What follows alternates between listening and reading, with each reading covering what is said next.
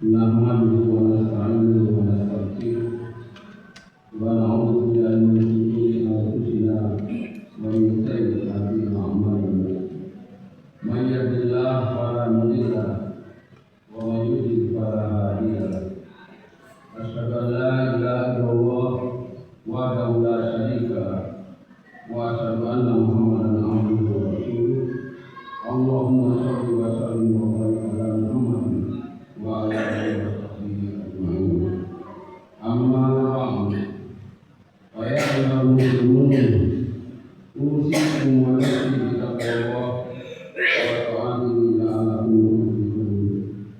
Qala Allah ta'ala fil Qur'anil Karim, ya ayyuhalladzina amanu taqullaha haqqa tuqatih wa la tamutunna illa wa antum muslimun.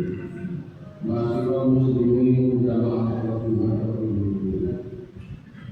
dalam kesempatan yang sangat berbahagia ini, pertama saya wasiat khususnya untuk diri saya pribadi dan umumnya untuk para jamaah sekalian. Marilah kita bersama-sama senantiasa meningkatkan ketakwaan kepada Allah Subhanahu wa Ta'ala dalam arti yang sebenar-benarnya, berusaha menjalankan perintah-perintah Allah dan meninggalkan larangannya. Karena dengan takwa inilah Allah akan memberikan kemuliaan kepada kita, baik kemuliaan di dunia maupun kemuliaan di akhirat. Hadirin sidang sholat Jumat untuk tema Jumat kali ini yaitu temanya beribadah di saat lapang. Ma'asyiral muslimin rahimakumullah. Dalam sebuah hadis yang diriwayatkan oleh Imam At-Tirmidzi, Rasulullah pernah berpesan kepada sahabat mulia Abdullah bin Abbas radhiyallahu. Waktu itu Abdullah bin Abbas masih belia. Rasulullah memboncengkan Abdullah bin Abbas di atas kendaraannya sambil menyampaikan beberapa pesan. Salah satu pesan beliau adalah, kenalilah Allah di saat lapang. Niscaya Allah akan mengenalimu di saat waktu. Ini adalah wasiat yang sangat penting dan berharga. Maknanya apabila kita ingin Allah mengenali kita dalam arti menjaga kita pada saat ujian dan kesulitan menimpa diri kita, maka konsekuensinya kita juga harus mengingat Allah pada saat kita berada dalam kondisi yang lapang. Kata Allah yang dimaksud dalam hadis ini adalah di situasi di mana kita dalam keadaan aman, badan sehat, kuat, dan masih dimampukan untuk melakukan berbagai macam ketaatan kepada Allah Subhanahu wa Ta'ala. Sedangkan as-saidah maksudnya adalah kondisi sulit, sempit, sakit, dan lemah. Ma'asyiral muslimin jamaah sholat Jumat radhiyallahu. Al-Quran memberikan kita petunjuk agar umat Islam selalu mempersiapkan diri untuk menghadapi semua kondisi sulit di luar prediksi kita. Pelajaran dari kisah Nabi Yunus alaihissalam yang Allah ceritakan dalam Al-Quran adalah salah satunya. Ketika Nabi Yunus berada dalam kondisi kegelapan di perut ikan besar, beliau membaca zikir, La ilaha illa anta subhanaka inni kuntu minadh dhalimin. Tidak ada Tuhan yang berhak disembah kecuali Engkau. Maha suci Engkau, sesungguhnya aku adalah termasuk di antara orang-orang yang berbuat zalim. Setelah 40 hari dalam kegelapan perut ikan paus tersebut, Allah menyelamatkan Nabi Yunus. Padahal secara logika normal, manusia dalam kondisi seperti itu, Nabi Yunus tidak mungkin bisa diselamatkan. Masih muslimin jamaah sholat Jumat rahimahullah. Pertanyaannya sekarang, apakah kita berpikir bahwa selamatnya Nabi Yunus dari perut ikan itu semata-mata karena zikir atau doa tersebut? Ternyata bukan. Ini bukan satu-satunya sebab terkait sebab terkabulnya doa Nabi Yunus dijelaskan oleh Allah Subhanahu wa Ta'ala. Yang artinya, maka kalau sekiranya dia tidak termasuk orang-orang yang banyak mengingat Allah, niscaya dia akan tetap tinggal di perut ikan itu sampai hari dibangkitnya.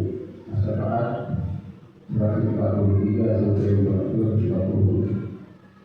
Berkaitan dengan ayat ini, Imam Badawi dalam kitab tafsirnya Anwarul Tanwir wal Asar Ta'wil mengatakan bahwa maknanya adalah seandainya Nabi Yunus alaihissalam bukan termasuk golongan orang-orang yang bertasbih dan berzikir dalam kehidupannya sehari-hari, termasuk juga ketika berada dalam perjalanan pun beliau senantiasa berzikir kepada Allah dengan mengucapkan La ilaha illa anta subhanaka inni kuntu minadz dzalimin.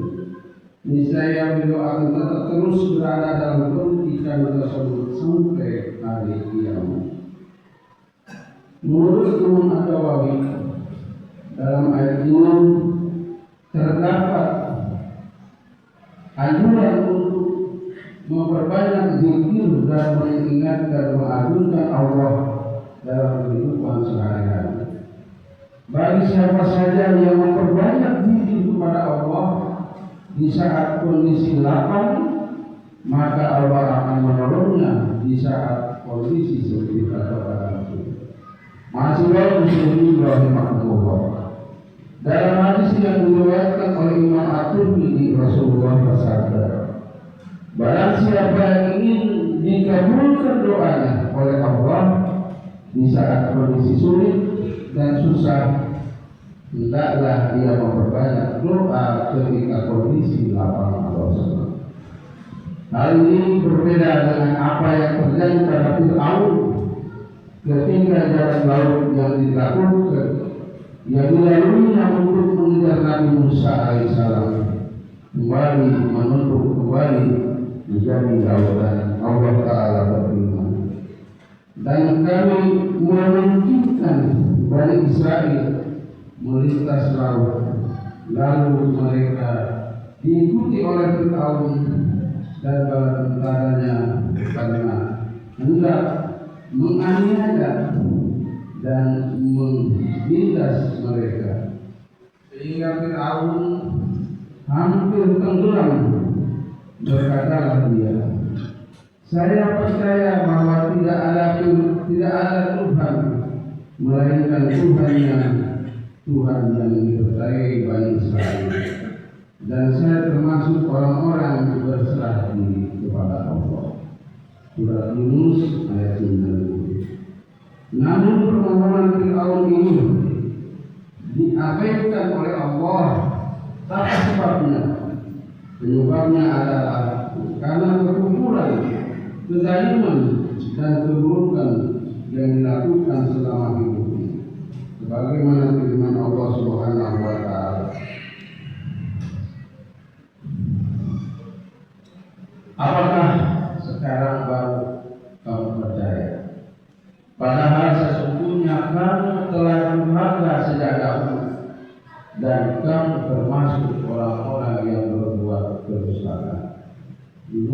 ayat 11. Masyhur muslimin rahimahullah.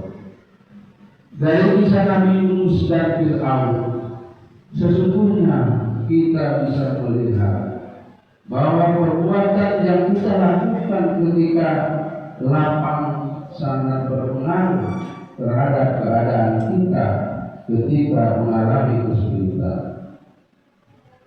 Nabi Yunus alaihissalam ditolong oleh Allah karena beliau selalu menjaga ketaatan kepada Allah saat kondisi lapang. Sedangkan Fir'aun doanya dikabulkan oleh Allah karena kekufuran, keburukan dan kezaliman yang dilakukan ketika kondisi lapang. Masyaallah muslimin rahimahullah. Tidak ada yang instan dalam hidup ini. Semua butuh persiapan. Begitu juga dengan kehidupan yang dialami oleh seorang muslim. Apa yang diberikan oleh Allah ketika di dalam kondisi sulit sangat berpengaruh atau bergantung pada saat dia melakukan pada saat lapang. Sebagaimana Rasulullah bersabda, "Ta'arruf ila Allah fi rohai ya ayyuka bisadati." Kenalilah Allah di saat lapang. Niscaya Allah akan mengenalimu di waktu sulit. Hadis riwayat Bukhari.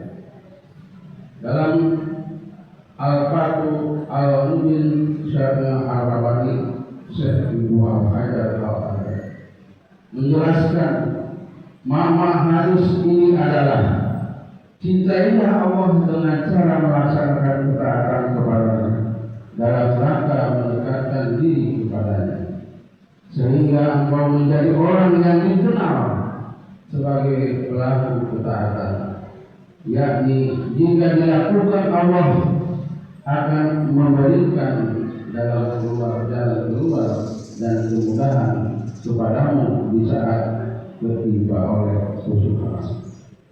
Lebih lanjut, Ibnu Hajar menjabarkan hal ini sebagaimana yang terjadi pada tiga orang laki-laki yang terjebak dalam gua. Ternyata dalam hadis riwayat Imam Bukhari dan Imam Muslim, Rasulullah pernah berkisah tentang tiga orang laki-laki pada zaman lalu yang terjebak dalam sebuah gua. Kisah ini dimulai ketika hujan turun dan mereka berteduh dalam buah gunung. Tiba-tiba sebuah batu besar jatuh menusuk lutut gua dan menurun tiga laki-laki tersebut. Mereka tidak memiliki tenaga yang cukup untuk menggeser batu besar tersebut. Yang paling bisa mereka lakukan hanyalah berdoa kepada Allah. Kemudian masing-masing dari tiga laki-laki ini mencoba mengingat-ingat amal soleh apa yang pernah mereka lakukan dengan tulus ikhlas karena Allah. Lantas secara bergantian tiga laki-laki ini berdoa kepada Allah dengan perantara amal soleh yang pernah mereka lakukan atau dengan menyebut amal-amal soleh mereka. Akhirnya Allah Subhanahu wa Ta'ala membukakan celah gua hingga mereka dapat keluar dari dalam gua tersebut.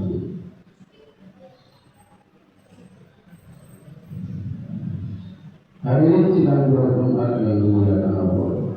Inilah salah satu keutamaan melakukan amal soleh. Dengannya Allah akan memberikan pertolongan kepada hamba-Nya, terlebih ketika mengalami kesulitan dan kesusahan.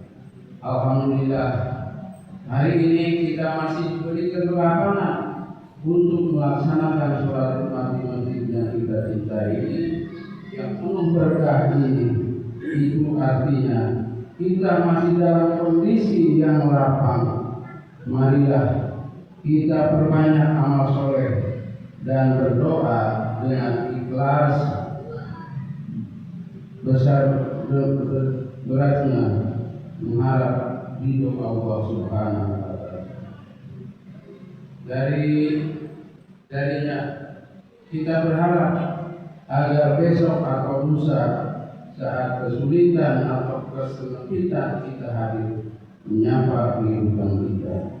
Semoga Allah Subhanahu wa Ta'ala memberikan pertolongan kepada kita. Amin ya rabbal alamin. Barakallahu li wa lakum bil Qur'anil azim wa nafa'ani wa iyyakum min ayati wa dzikril hakim wa taqabbalu wa minkum tilawatahu innahu wasami'ul alim. Wa qul rabbi warhamhu wa anta khairur rahimin wastaghfiruhu wa atubu ilaih.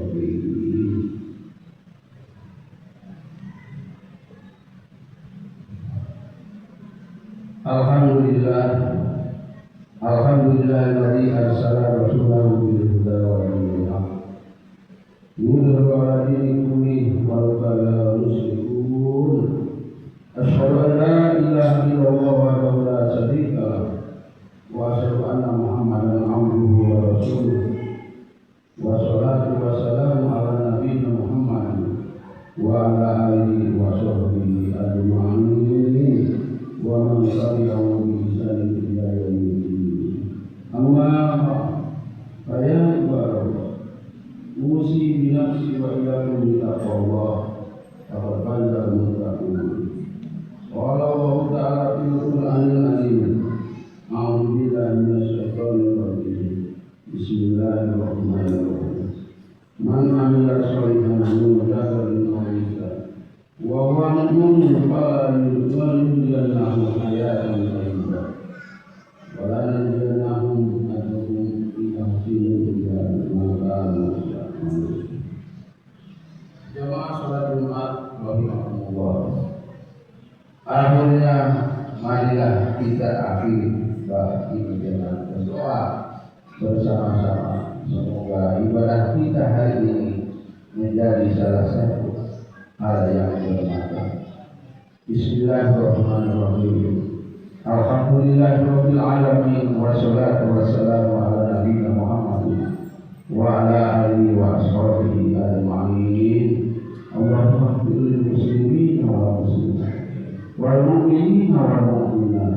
Rabbana hab lana min azwajina wa dhurriyyatina qurrata a'yun waj'alna lil muttaqina waj'alna muslimina laka wa dhurriyyatina ummatan muslimatan laka wa arina manasikana wa tub alaina innaka antat tawwabur rahim. Rabbana taqabbal minna innaka antas samiul alim wa tub alaina innaka antat tawwabur rahim. Rabbana atina fid dunya hasanah wa fil akhirati hasanah wa qina adzabannar.